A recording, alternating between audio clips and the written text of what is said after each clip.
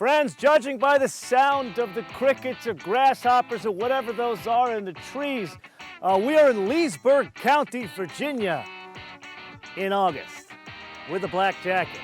But we are here for a job to drive this, the 2017 Kia Cadenza, the continuing story of a Kia that looks like one that came before it, but actually is totally new. So while we work on iFull first drive review, let's you and I do a tech review and start where we always start, the engine.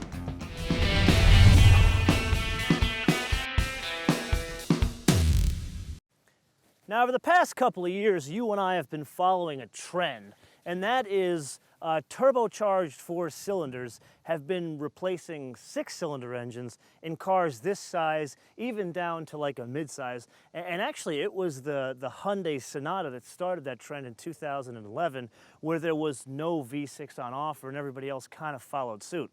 But this is a bit of a larger car, and I'm happy to report that there is still a V6. Transversely mounted 3.3 liter GDI, gas direct injection in Kia speak.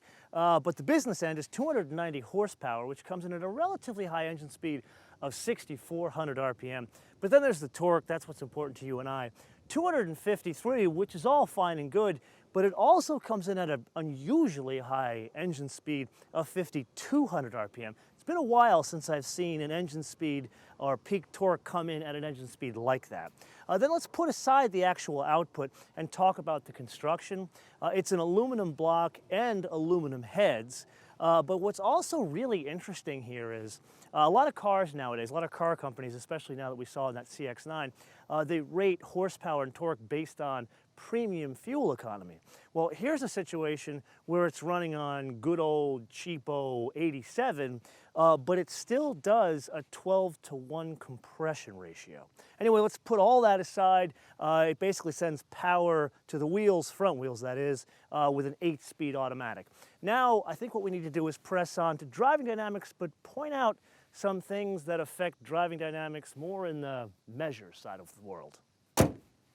Now, two things. Number one, when I came up with the genius idea of wearing a black jacket, jeans, and a pocket square, that was in an air-conditioned comedy club years ago, never with the intention of being in Northern Virginia in August.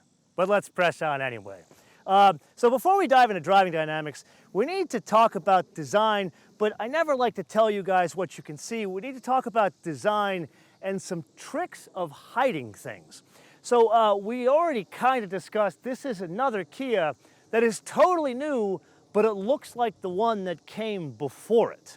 And what they have done is they've hidden some additional length and they've hidden some lines in some changes in the overall design. And if I'm honest, when I saw this thing at the New York Auto Show just a couple of months ago, I kind of rolled quickly past it because it wasn't different looking enough. I didn't really spend the time to soak it in.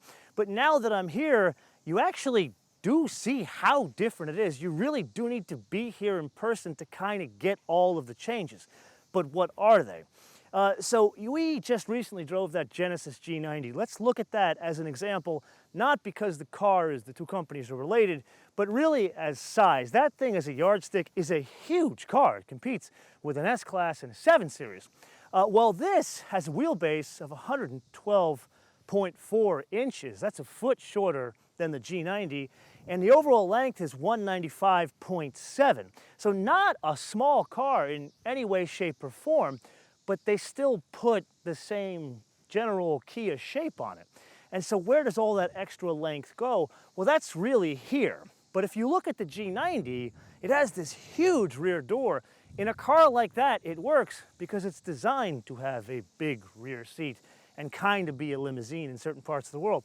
But here, if you put too much length in any one place, it looks odd. So what they've done is, yes, they've got an extra 2 inches here, but then they've extended the length of the roof here to increase the overall daylight opening to make it more balanced. In other words, to give it the right proportions, a designer buzzword. Anyway, let's put aside all the design tricks and let's talk about driving dynamics. So it's McPherson struts in the front, multi-link in the rear. The brakes It's 12.6-inch diameter rotors here, 11.6-inch diameter rotors there. But then let's put that aside and let's talk about structure, because when you go to like Lotus 101 school, the first thing they teach you is the structure of the vehicle equals driving dynamics. Now, we've spent some time talking about construction of the vehicles, like the BMW like carbon core, how the whole thing is carbon or sort of carbon structure here, which is simultaneously lightweighting but stronger. But that is a $100,000 car, and BMW has the advantage of they own their own carbon fiber factory. Well, Hyundai, Kia, they scare other car companies, and I've shared this with you before, because they own their own steel factory. So in a car like this, where it is price sensitive to competition, the G90 not as much, but this one, they have more leeway to be able to put more fancy materials to make it stronger, but a little bit lighter. So where other cars might have like 10, 20, even 30% high strength steel, this has from here to here. In other words, 50% of the car is made out of high-strength steel now. Now, how does that translate to the overall weight? So there are a couple of different trim levels. The basic Econo Box version, if there is such a thing, that's about 36.5, maybe 3,700 pounds. And then the fancy one, this is like the super uber, like SXL, whatever they call it, with the sunroof and everything. I don't know if this one has the carbon fiber like in that Optima, but it's a super duper model, and this one's almost 3,800 pounds. So it's significantly lighter than other luxury cars, but I wouldn't call it a Lotus. Now, let's just say that it is really hot out here. So I'm gonna go inside the car, maybe even run the air conditioning, and let's talk about the interior. Right, first things first. Cooled seats. Now to the business of the interior. The first thing you notice when you step in this Kia is that this is an incredibly nice place to be. Like more so than other Kias that you and I have been in. And there's a couple of things going on here. Now, as I've said multiple times before, I don't like telling you guys what you can see, but there is another design trick going on here. The width of the car has actually been increased. But what the designers did was change the design of the instrument panel to take advantage of the width of the car. So the visual trick is not so much, oh, there's fancy wood here. I don't think it's really real, but it's not the fancy wood, it's the design that makes it look like a better place to be than other Kias. Now let's put that aside. There's also tactile feel, like materials.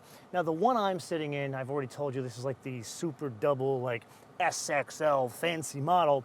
But on top of that, this is like the white on white package, which is a separate deal. It's a pearl white on the outside, and then you get the white seats on the inside.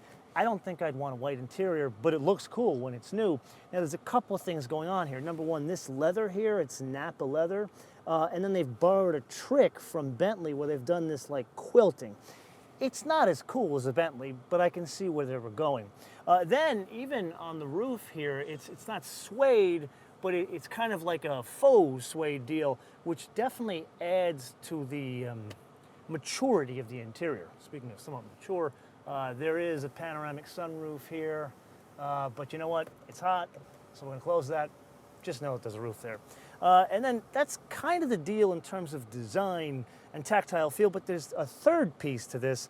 And yes, Kia talks about they've got their own like proprietary infotainment system, but in today's day and age, people, this is a 2017 model year car and it is 2016.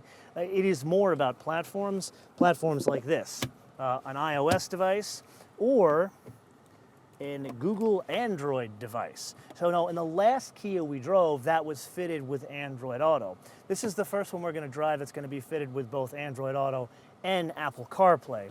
Now in the like platform war, this one kind of wins here because there is a Qi-based wireless charging plate here. Starting to see that in a lot of cars. Would love it. Think of this as an open note to Apple please make it that this will work with Qi without adding something on it, because I'm sick of taking the crap I get from my Android friends that my iOS device can't wirelessly charge. Now let's put aside this, and while this, I wouldn't call this as like the business end of the car, the kind of people that would buy this probably need to check out the back. So I'll meet you back there.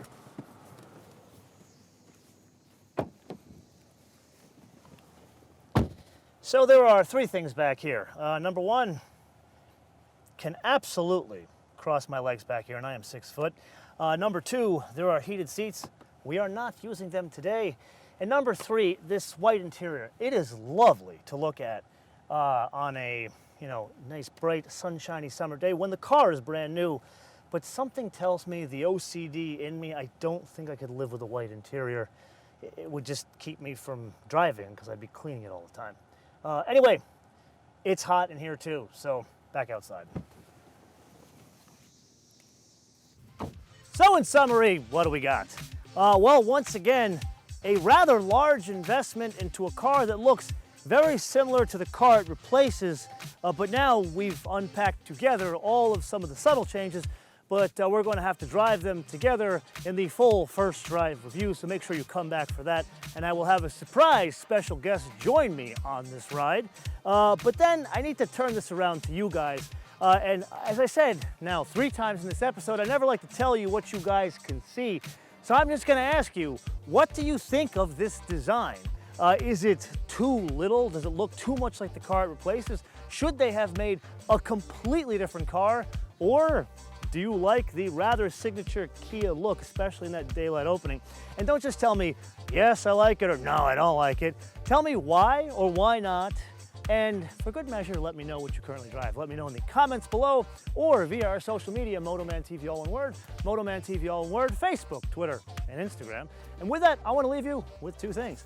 Number one, make sure you download our fancy, new and improved app, which runs on both Android Auto, Apple iTunes, and regular old Google Android phones. You can download for free from Apple iTunes or Google Play. And number 2, a fun fact. So Kia started as a company in December of 1944, not making cars. They were a steel and spare parts for bicycles company, and they were the first company in Korea to make a domestic bicycle. And now cars. Until I see you next time, bis später.